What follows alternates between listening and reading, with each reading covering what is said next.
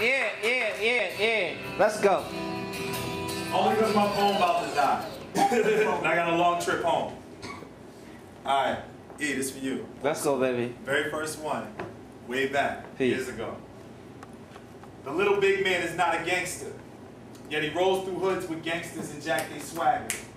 Loses his touch with reality while his street fiction gathers more niggas who share the same thoughts as to overthrow the matter that he was.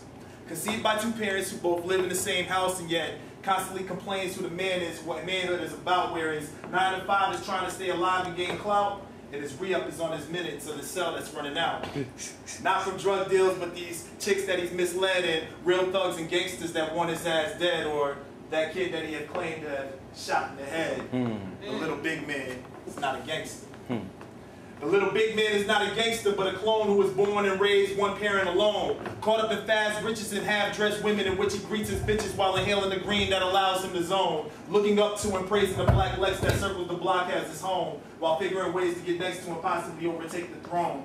Knowing that it would take forever to turn that 16 to an 8 ball or a half-o to a pound, so he cuts corners just to get his neck above ground. Uses the math that he learned for street game, but not too much for street cred, but can break down the time spent between state jail and feds. The folks he called fam now have a price on his head, where tatted up groupies of the street are now his inbreds. The little big man is not a gangster.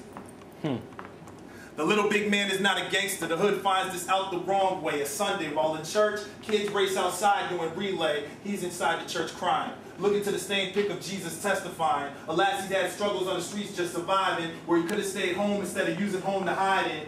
Mom's is just smiling, trying to convince himself that jail revived him, only to take him home and see him turn on videos of those cats with those clothes and put it in his mind that he was hot back then. He supposed that he should call his man to get the streets back. Whoever wanted, get the click-clack. Convince moms to let him go spread his wings by doing things that he know that just might end his life.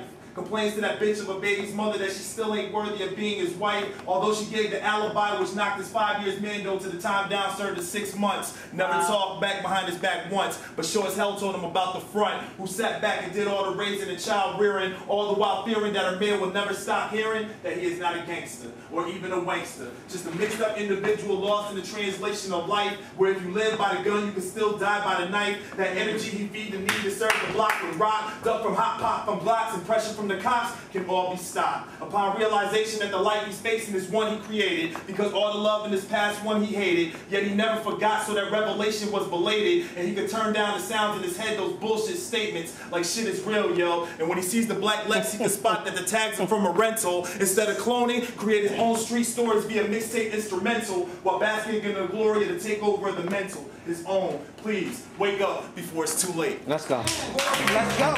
Yeah.